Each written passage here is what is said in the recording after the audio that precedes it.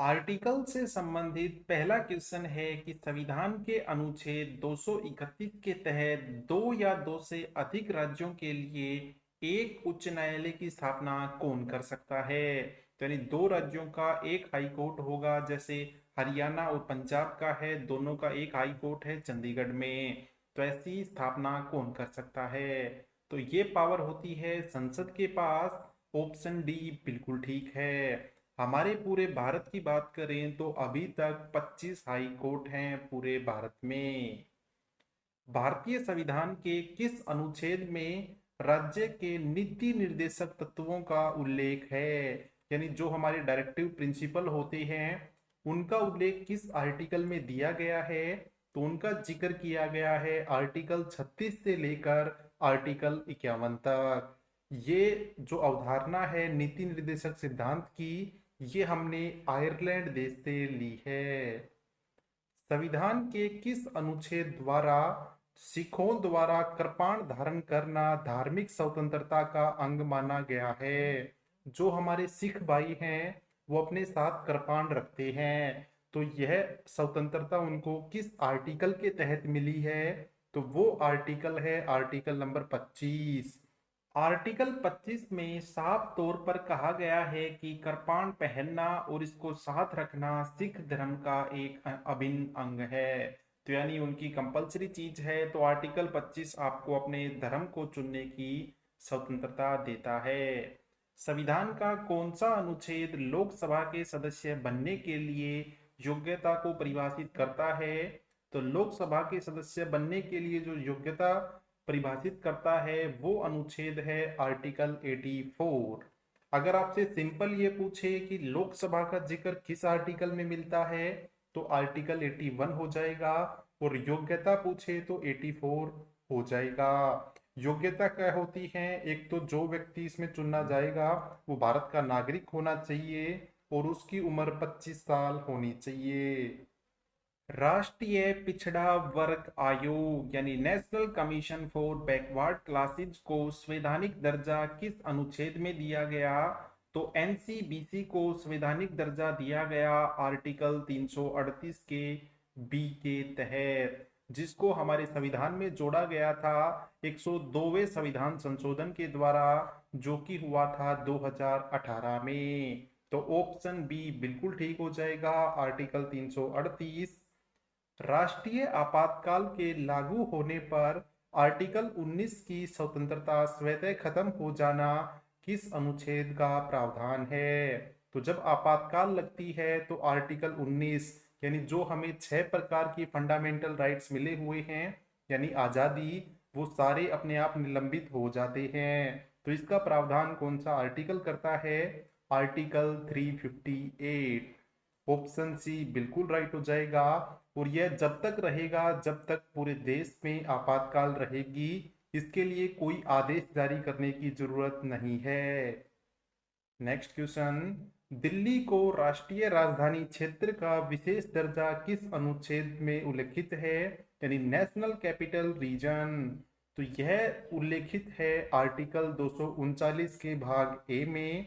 और इसको किस संवैधानिक संशोधन के द्वारा अपनाया गया था? 69 नंबर का जो संविधान संशोधन हुआ था ना 1991 में, उसमें इसको अपनाया गया था।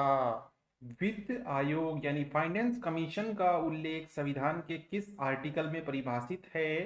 तो फाइनेंस कमीशन का जिक्र मिलता है आर्टिकल 280 में।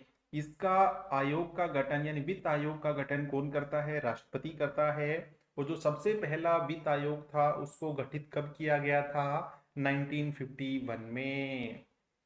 भारतीय संविधान के किन अनुच्छेदों में नागरिकता संबंधी प्रावधान किए गए हैं? सबसे पहले तो ये जो संविधान लिखा है इसको थोड़ा सा करेक्ट कर लीजिएगा, ये थोड़ा गलत लिखा गया है।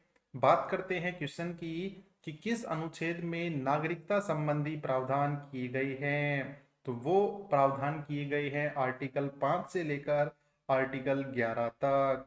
कौन से भाग से संबंध रखते हैं? भाग 2 में आते हैं। भारत में कैसी नागरिकता है? भारत में एकल नागरिकता है। और यह प्रावधान हमने कहां से लिया है? यूनाइटेड किंगडम यानी यूके से। तो ये सारे फैक्ट आपको याद रख लेने हैं, सारे इंपॉर्टेंट हैं। किस अनुच्छेद के तहत संसद को नागरिकता के संबंध में कानून बनाने का अधिकार प्रदान किया गया है? तो संसद को पूरा राइट है कि वो नागरिकता के संबंध में कानून बना सकते हैं, और यह उनको प्रावधान दिया गया है आर्टिकल 11 में। और भारत की नागरिकता अगर किसी व्यक्ति को लेनी है तो उसके लिए 5 तरीके हैं। भाई, भारत में रह के भी ली जा सकती है, रजिस्ट्रेशन करवा के भी बहुत से तरीके हैं, तो ऐसे टोटल 5 तरीके हैं जिससे भारत की नागरिकता ली जा सकती है। किस अनुच्छेद के तहत उच्च न्यायालय यानी सुप्रीम कोर्ट के आदेश सभी न्यायालयों पर बाध्यकारी होते हैं? यानी एक बार जब सुप्रीम कोर्ट ने कुछ कह दिया तो किसी का बाप यानी कोई भी हाई कोर्ट उसको चैलेंज नहीं कर सकता। तो यह आर्टिकल का जिक्र मिलता है हमें आर्टिकल 141 में। याद कैसे रखोगे? जैसे 4 को 1 और 1 ने बांध रखा है, तो आर्टिकल 141 याद रखना है। सुप्रीम कोर्ट का बारे में आपको ये ध्यान रखना है कि 5 प्रकार के रिट जारी करता है। किस अनुच्छेद के तहत? अनुच्छेद 32 के तहत। राष्ट्रपति किस अनुच्छेद के तहत संसद के दोनों सदनों का सत्रावसान व लोकसभा को भंग कर सकते हैं? यानी कोई भी एक सत्र को भंग करना या पूरी लोकसभा को भंग कर सकता है राष्ट्रपति, किस अनुच्छेद के तहत? तो वो अनुच्छेद होता है 85। लेकिन जो लोकसभा को भंग करने की प्रक्रिया होती है ना दोस्तों, उसमें राष्ट्रपति को किसकी सलाह लेनी पड़ती है? प्रधानमंत्री की। जब ही लोकसभा भंग हो सकती है। भारत का संविधान निम्नलिखित अनुच्छेदों में से किस एक के अंतर्गत एक निर्वाचन आयोग यानी इलेक्शन कमिश्नर का प्रावधान करता है? तो भारत में एक निर्वाचन आयोग होगा, इसका जिक्र मिलता है हमें आर्टिकल 324 में।